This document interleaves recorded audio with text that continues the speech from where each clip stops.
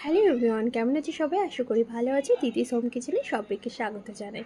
আজকে তোমাদের সাথে পার্শে মাছের একটা সিম্পল রেসিপি শেয়ার করছি। তোমরা কিন্তু অবশ্যই বাড়িতে ট্রাই করতে পারো। তো প্রথমে দেখো, আমি পার্শে মাছগুলোকে একটু হলুদ আর নুন দিয়ে ভালো করে কিন্তু মেখে নিয়েছি।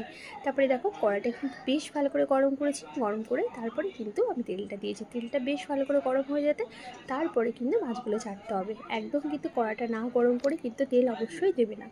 তারপরে দেখো, আমি এখানে একটা মশলা বানিয়ে নিয়েছি। মশলার মধ্যে দিয়ে দিয়েছি হলো তোমার হলুদ গুঁড়ো, লঙ্কা গুঁড়ো, একটু জিরে দিয়ে অল্প জল দিয়ে কিন্তু আমি একটু বাটিতে গুলে নিয়েছি। তারপরে দেখো, তেল দিয়েছি, তেলের মধ্যে কালো জিরে আর দিয়েছি কুচো টমেটো দিয়ে ভালো করে নাড়িয়ে আমাদের আলুগুলো দিয়ে বেশ ভালো করে কিন্তু ভেজে নিয়েছি।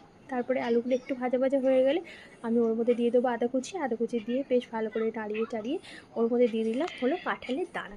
এটা কিন্তু অবশ্যই তোমরা দিতে পারো, একটু কাঁঠালের দানাটাকে সেদ্ধ করে তারপরে কিন্তু ওর মধ্যে দিয়ে দেবে, বেশ ভালো লাগে খেতে। তোমরা এইভাবে ট্রাই করতে পারো। তারপরে জল দিয়ে ভালো করে ওটা ফকফক করে আলুগুলো সেদ্ধ হয়ে গেলে ওর মধ্যে চেরা কাঁচা লঙ্কা দিয়েছি। তারপরে ওই মাছ ভাজাগুলো দিয়ে দিয়েছি, দিয়ে বেশ ভালো করে টকবক করে ফুটিয়ে নামানোর আগে একটু গরম মশলা দিয়ে দিও, পরিমাণ মতো নুনও দিয়ে দিও, একটু সামান্য গুড় দিয়ে নামিয়ে ফেলো। টাটা।